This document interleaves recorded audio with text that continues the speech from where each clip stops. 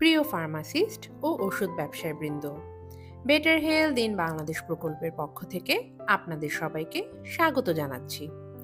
আজকে দেখব কিভাবে ফার্মেসি ম্যানেজমেন্ট সফটওয়্যার পিএমএস এ সেল অর্ডার তৈরি করতে হয়। সেল অর্ডার তৈরি করার জন্য প্রথমে অ্যাকাউন্টের ড্যাশবোর্ড থেকে সেল অর্ডার বক্সে ক্রিয়েট অপশনে ক্লিক করব।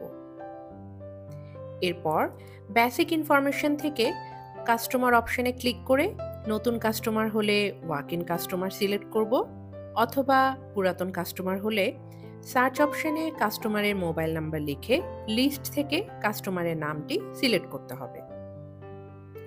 এরপর ডেট অপশনে আজকের তারিখ ক্যালেন্ডার ভিউ থেকে সিলেক্ট করতে হবে।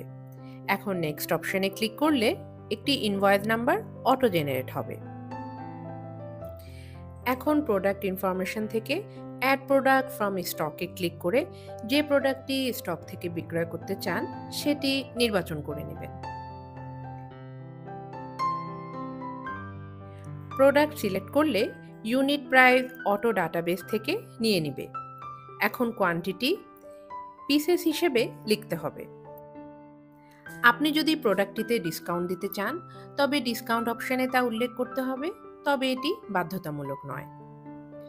এভাবে আপনি কাস্টমারের চাহিদা অনুযায়ী প্রেসক্রিপশন দেখে বাকি প্রোডাক্টগুলো অ্যাড করবেন।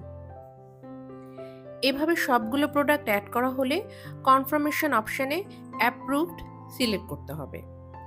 আপনি চাইলে ড্রাফট করেও রাখতে পারবেন যেন পরবর্তীতে নতুন প্রোডাক্ট অ্যাড করতে পারেন। এখানে উল্লেখ্য, আপনি একবার অ্যাপ্রুভ দিলে একই ইনভয়েসে আর কোনো প্রোডাক্ট অ্যাড করতে পারবেন না। এখন পেমেন্ট ইনফরমেশনে প্রথমে পেমেন্ট মেথড সিলেক্ট করুন, এরপর পেমেন্ট অ্যামাউন্ট এবং পেমেন্ট ডিটেলস লিখুন। এখন পে অ্যামাউন্টে ক্লিক করুন এবং সেভ করুন। এভাবে আপনি একটি সেল অর্ডার তৈরি করতে পারবেন।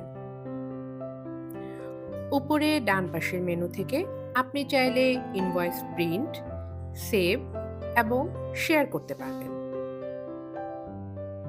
ভিডিওটি দেখার জন্য আপনাদের সবাইকে অসংখ্য ধন্যবাদ।